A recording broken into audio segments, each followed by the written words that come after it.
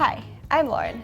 When your students show up late for school or class, it not only cuts into their own learning time, but also interrupts the teachers or office staff who need to stop what they're doing to check them in. But with the Tardy Kiosk, you can put that responsibility solely in the hands of your late students. To use a Tardy Kiosk, you must have a bell schedule attached to your calendar days so the system can mark students tardy for the appropriate periods.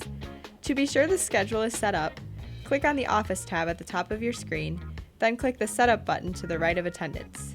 Select Codes, then click Calendar Codes.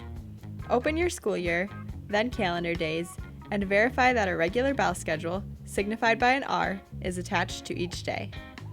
Next, configure your tardy screen. Click on Office at the top of your screen. Under Attendance, click the Setup button to the right of Device Entry.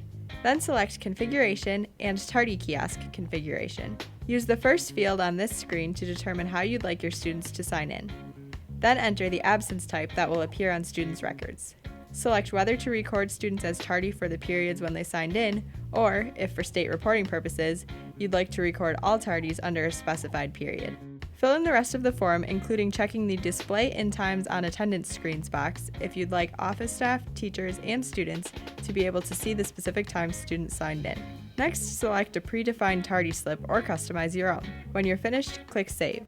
When it comes to your Tardy device, you have two options. You can open a Tardy Kiosk screen in Skyward or purchase a Tardy Kiosk with a barcode scanner. Cut out the middleman and work smarter with Skyward. And stay tuned for the next quick hits coming soon.